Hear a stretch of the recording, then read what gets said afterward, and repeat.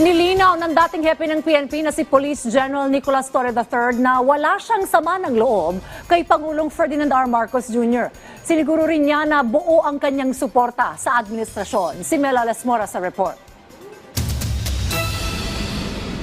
Wala nga akong sama ng loob and I'm a good soldier. Kung may order, I just follow it.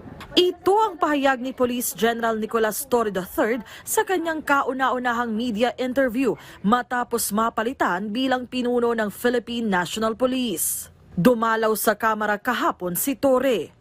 Nakapulong niya si ML Party List Representative Laila De Lima na nagdiriwang naman ng kaarawan. Si De Lima ay kilalang kritiko ni dating Pangulong Rodrigo Duterte, habang si Torre naman ang nag-aresto kay Digong bago dalhin sa dahig. Ma'am, cake delivery po.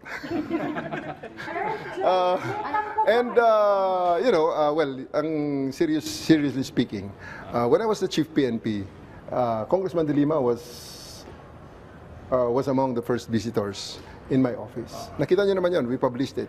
She visited me and we talk about things. So, sa ngayon, I just reciprocated the gesture. Ayon kay Torre, nakalive siya ngayon at pinagninilayan pa niya ang mga nangyari sa kanya. Pero pagtitiyak niya, wala siyang sama ng loob kay Pangulong Ferdinand R. Marcos Jr. at maging kay DILG Secretary John Vic Remulla. Look at me straight in the eye. Do I look like somebody who is bitter?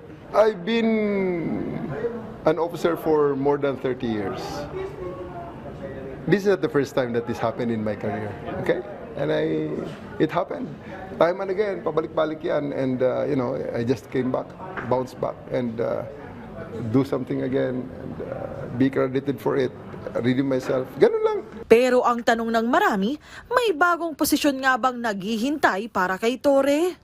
Let's just wait for the official announcement, kung meron man. Ano po sir, tatanggapin niyo kung meron?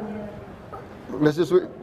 Masyado namang nauna ang karwahe dyan. Pag tatanggapin o hindi, wala pang ang announcement. Para sa iba pang issue, sabi ni Torre, abangan na lang ang ilalabas niyang full statement. Mela Lesmoras para sa Pambansang TV sa Bagong Pilipinas.